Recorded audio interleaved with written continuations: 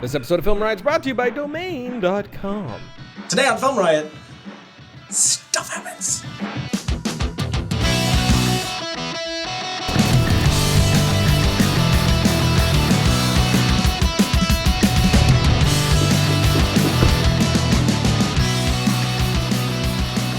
Welcome to FilmRiot, the show that takes the mystery out of the effects, techniques, going to some of your favorite Hollywood films. I'm your host, Ryan Conley. And before we get started today, I had a bit of a slip of the tongue last week and said stopping down when I was talking about opening the iris up. So oops. To clarify that, when you stop down, you are actually setting your lens to a higher f-stop number, not lower. Higher f-stop number means smaller iris. We say stopping down because you are decreasing the amount of light that you're sending to your sensor, or film, or mythical little dude who is inside feverishly drawing everything that he sees. Whichever. Moving on to today's goodies. If you have not seen it, we released a new project that we made in collaboration with Adobe. And I love me some Adobe products, so when they came to me with this idea, I was all about it. And to their credit, they gave us the idea of Adobe and After Effects being two people in love, and then let us go crazy and creative.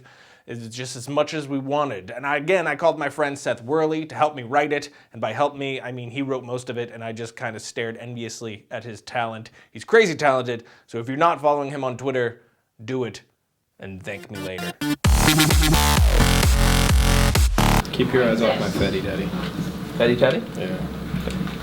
Oh my God.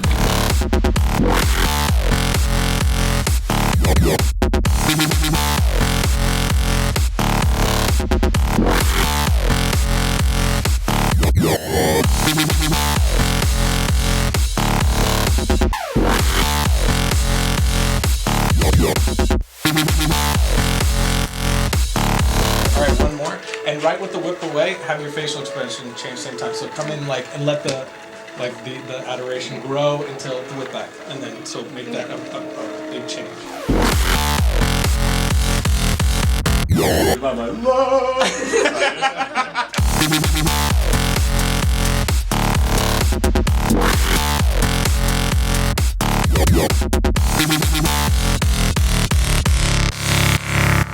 The hard thing for a shoot like this is keeping the scenario in your head and knowing where all the points of reference are without actually having one. So when the actors are looking in different directions or the camera's supposed to be moving in different areas, the light has to react accordingly. So I need to know where the moonlight is coming from, where their bounce light is coming from, whenever it's supposed to be a switch of camera move, because the camera never moves because the green screen's right there, obviously. So for this scene, it's a moonlight scene, they're backlit by moonlight, and then we're getting kind of an orange bounce. It is surreal, so we can get away with a lot, but you still have to keep in mind where your sources are with each of the shots. I'm having flashes of proximity. Literally the only day that we had to set up to shoot outside. And it hasn't rained in Texas for 2-3 weeks? Months. So we're shooting with the Canon C500 and a Canon cinema lens, which is absolutely amazing. We have that on top of my tripod head, which is on a hi-hat on the Cine slider. This gives it a little more height. Also, I can move around easier with the tripod, but it gives it a little more height so I have more room to move before I'm seeing the slider moving in and out with our moves. And then up top, I'm not going crazy with multiple monitors. This is actually needed. This is the Odyssey Q7, which is recording our raw DPX files, so absolutely immaculate files. We're actually just doing 1080, no need for 4K, especially since there's going to be a really quick turnaround for this. Over here we have the Ninja Blade, which this is recording ProRes. This is a redundancy recorder, so if we have any issues with any of the recordings here, we have a backup happening right here.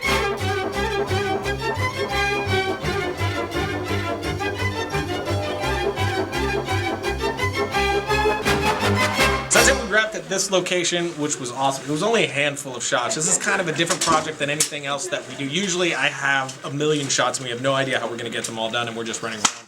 This one's a bit more polished. It's just a handful of shots that we spent some time on. But we're wrapped here. We were supposed to do another location, but it's raining outside, of course, because that's how it goes for us. But shockingly enough, we're actually ahead of schedule. I think this might be, I'll have to check, but I'm pretty sure that's the first time that this has ever happened.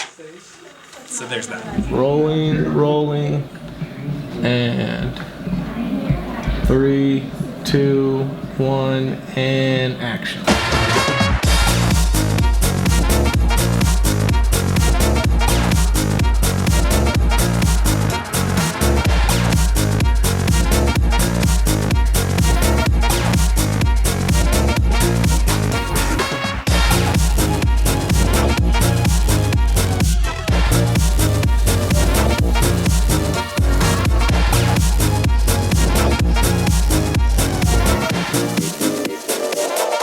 So we're setting this up inside, even though we're using it for an outside shot because we don't have permission to shoot outside. So we're making sure we have the shot locked down before we go out there so we can get in and out as quick as possible because this is kind of a complex shot. It's probably one of the hardest shots in the whole piece. So we're gonna do some rehearsal before we move out to get the actual shot.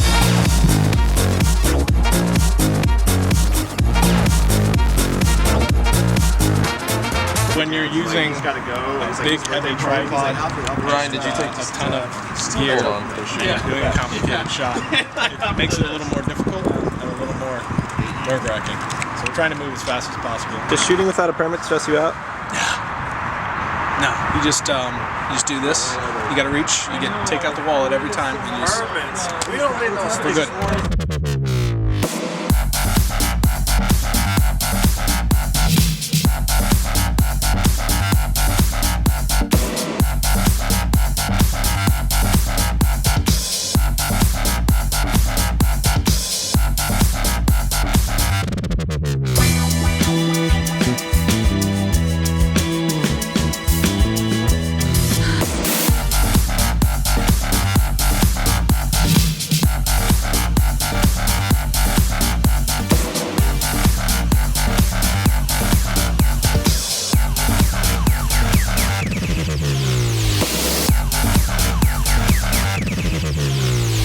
So that's it for our second day. We're actually 15 minutes ahead of schedule, which I think this is a first for us. Yesterday we were on schedule too, but this is ahead of schedule, which I don't think has ever happened before. Everything went really, really well.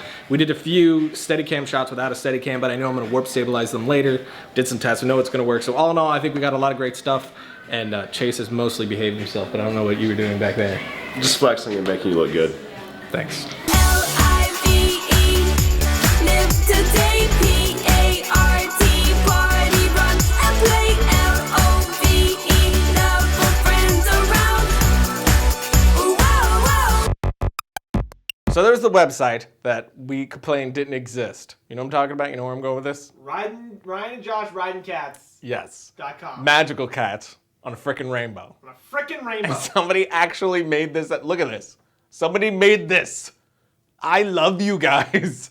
This was hilarious. I left it open on my computer for like an hour. I just kept picking different songs to play while staring at it.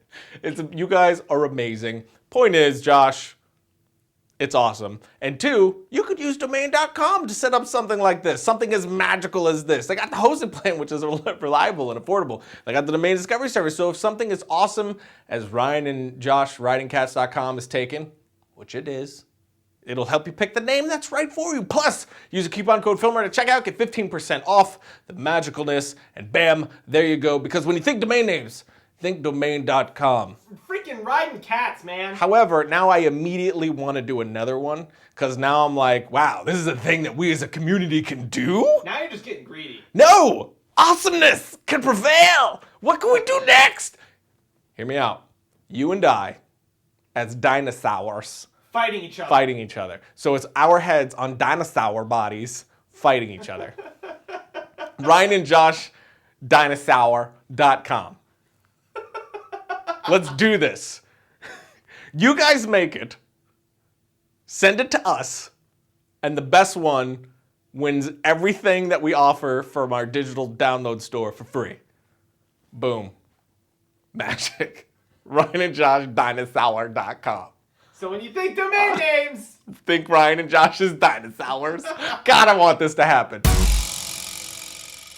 Logo. And that was our first 2 days of shooting, which there was one thing that I wanted to point out to you guys, and that was the planned use of warp stabilizer. I knew that there were going to be a few shots that would need a crane or dolly type move, but we didn't have the time, space, or manpower to get the shot that I wanted, so I did some testing to see how far I could push warp stabilizer and then just shot accordingly.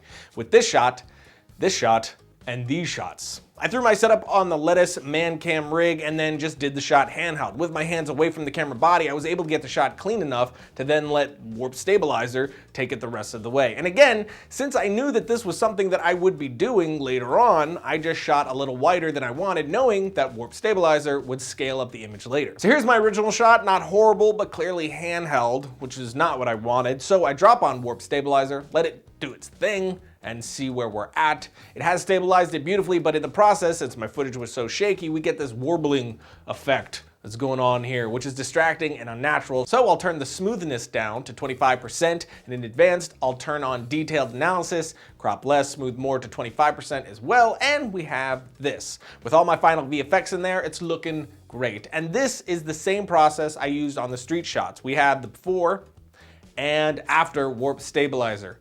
It's just really crazy what this thing can do, and right inside of Premiere too. Of course, if you aren't a Premiere user, there are other stabilizers out there. Final Cut has its own built-in one as well, and of course you can use it right in After Effects. Just knowing the option will help you a ton, and knowing ahead of time that you'll be using it will help even more. Logo. But that's it for today. Next week we're gonna be getting into day 3 and 4 of our shoot with more tips and techniques on what went into making this bad boy. Either that, or we're gonna do it 2 weeks from now. Next week we'll do NAB stuff. Or NAB stuff will be 2 weeks from now, and that'll be next week. I don't really know yet. But you can follow me on Twitter and Instagram. Twitter right here, and then the Instagram's right here. I'm sure I'm gonna be posting some goodies from NAB while I'm there. I'm also speaking on a panel this Sunday at NAB, so if you're there too, come and see me, say hi and whatnot. You can get all the details from the panel, for the panel, right here. But that's it, and I'll see you guys next time when I fight giant worm things that live underground.